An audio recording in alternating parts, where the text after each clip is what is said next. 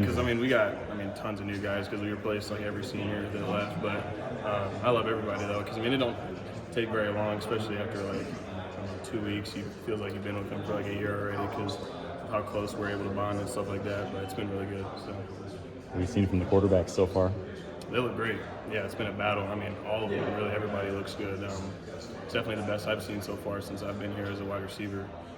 Throughout my years been here, but it's really competitive, and I love to see it. So, what difference does it make? I know last year, Mark wasn't able to throw much in spring, right, and leading up to the season. What difference does it make that you have the two guys that are battling out able to go full go for you guys here in the spring? Yeah, it definitely makes a difference, but really just whoever's back there, that's what we work with. But it's definitely nice knowing that we have obviously first guys with experience that has been here for a full year. Obviously like Hank and Heck and stuff like that, and even Jimmy too. Fitz, they all look good, but it's definitely nice because we've had so much more time to connect and do routes on air, and just a lot of off-season work has helped with the connections and everything. So. I was talking to Leighton, and he mentioned that he can't even tell which quarterback is in. Is that the same case for you guys? Yeah, because it's so competitive, you can't really tell. It's not really definitive right now. I'm sure everybody has questions, but it's really like everyone is balling out right now. We can't really decide who's going to be where, but we're all just having fun right now. So, yeah. Is it different in terms of like the ball that they throw? Like, can you tell when it hits your hands as opposed to? Yeah, every quarterback's different. Any receiver can vouch for me on that because like the ball can be like a tighter spiral, or like if you're throwing with the lefty, it's going to come in at a different angle. But like every single quarterback, it feels different catching. But I'd say with all of them right now, it feels great. So yeah.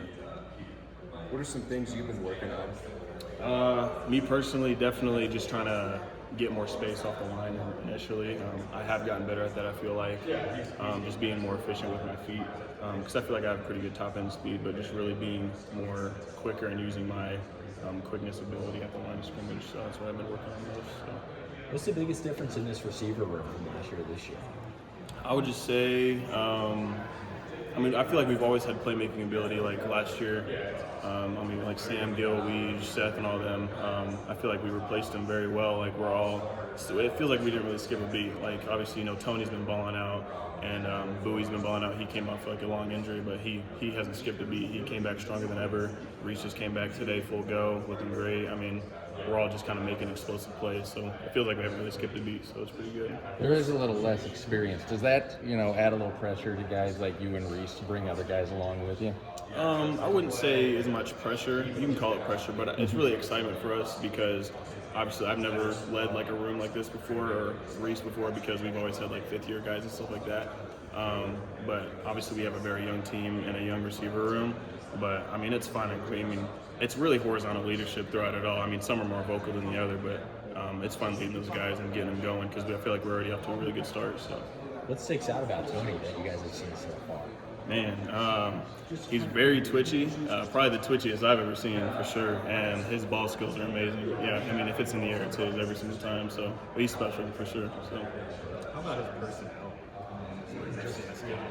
That program kind of just got started, and now he's here. Yeah, no, his personality is great. He's one of my good friends already. We've been bonding a lot, going out to eat together and stuff like that.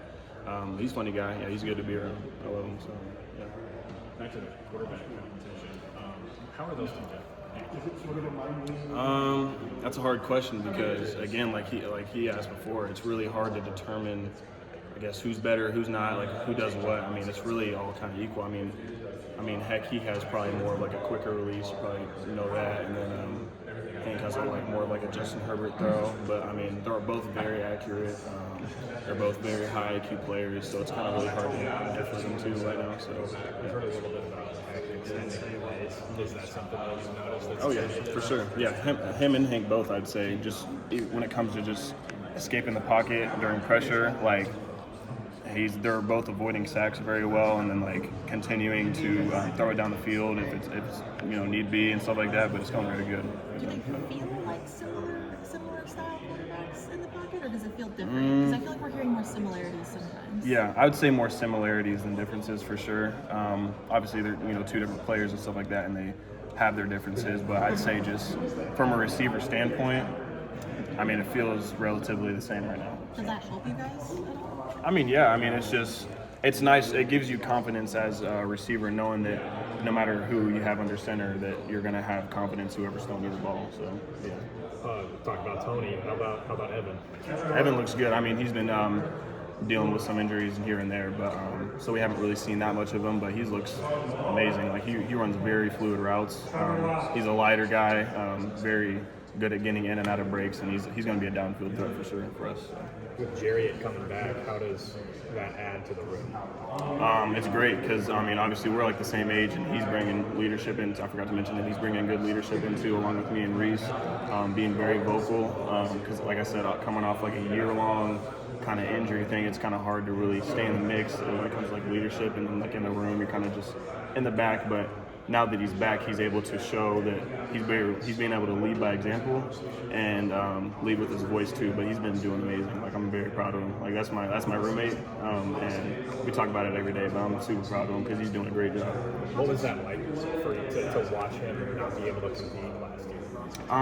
Well, it's definitely a lot of personal things. Because again, like I say, he's my roommate, and we've had tons of conversations. But he hasn't gotten down on himself one time. Like, because we're both very religious, we've gotten in the Word together and stuff like that. And like I said, he hasn't skipped a beat. Like, he knows what the situation is. Like, he knew he was injured. He's got to do everything he can to get back. And if he's injured, like, in his lower half, you got to work on your hands. Like, you just got to do everything in your power to work. And that's what he's been doing. Like, from last January, all the way to this point, and it's paid off for sure. I can tell he looks like even better than the last time I seen him play. So. With how close you are to him, how much of a morale boost is it seeing him back out there, getting an opportunity to compete in the spring? Yeah, like I said, I'm super proud of him because like he earned every bit of what he's getting right now, and this is just the beginning of what for all of us. This is the beginning for all of us because I think we'll be a very good offense this year.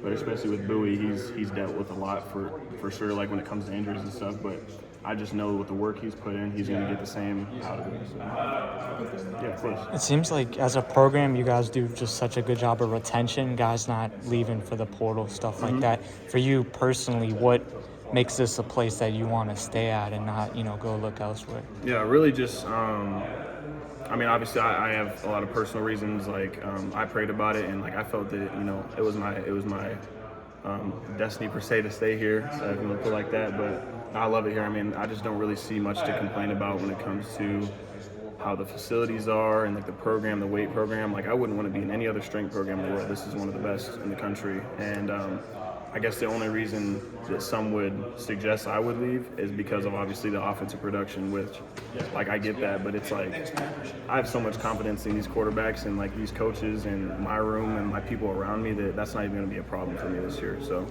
that's probably my biggest reason. So.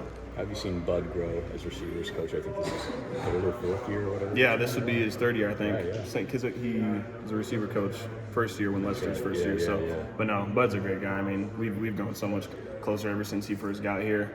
But yeah, he's definitely, you can tell he's gotten a lot more comfortable in his teachings and the way he, gets on people's butts, and like he's never been a big yeller, but sometimes he'll show it and stuff like that, which I love it because we need it. So, but I love seeing him grow as a coach because I'd say we're very close. We have a really good relationship, but he's doing a great job. So. Is there anything particular you're working on in the spring?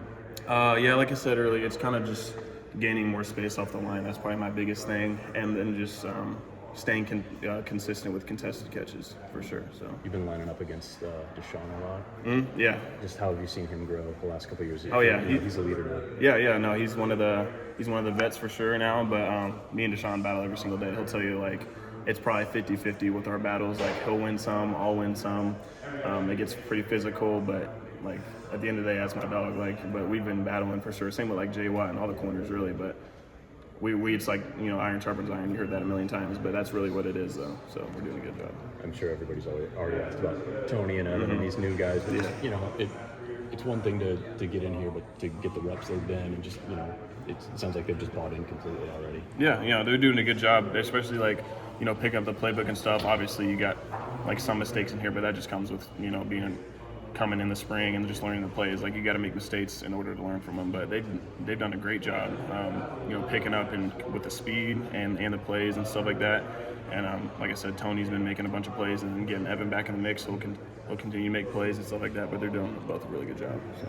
Said year 3 for Tim, and I know that the wording of the plays and stuff like that. And I mean, it's a lot. You Yeah. said going into fall last year that you guys were already asking, like, can we do this? Can we do that? Can we make some adjustments? Just year 3 that you really feels like you're probably sprinting with it now. Just what's the comfort level, and are you guys still mixing things up and trying to do new and exciting things in an offense? Yeah, no, for sure. I mean, me personally, I'd say I'm pretty confident in everything in the playbook, and it's like you said, it's kind of gotten to that point now where the players can give our feedback to the playbook now that we, it pretty much in and out, and we can give our advice or feedback or tips on what we think would work better, and we've done that, and I think it's really healthy for us as a offense with the coaches and the players being able to connect, our minds together, and like obviously the players being out in the field being able to experience it the way that the coaches can experience it.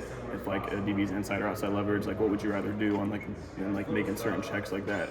But we're going to continue to work on that stuff, but it's going very good right now. So What were those first few weeks and months? The terminology, and there's 2 plays at the line, and just there's just so much stuff to keep in mind. And you're a young guy just trying to be in the right spot. Right? Yeah, no, I mean, it's just every football play. It's like that for everybody. It just comes with the learning process. I mean, it's going to be hard at first, but I mean, that's what comes with being a college football player. Like, it's a lot of, I would honestly say it's more of a mental game than it is physical, because you got your God-gifted abilities, but if you can't learn the plays, if you feel discipline and accountability, then that doesn't mean anything. So, but I mean, I'd say me personally, I've done a decent job at like growing myself and really trying to stay consistent with my mind and learning certain things and building my habits outside the facility, because building our habits outside the facility reflects on who you are as a player. So I feel like that's the biggest thing, and if you can accomplish that, then you shouldn't have any trouble learning plays or anything like that. So.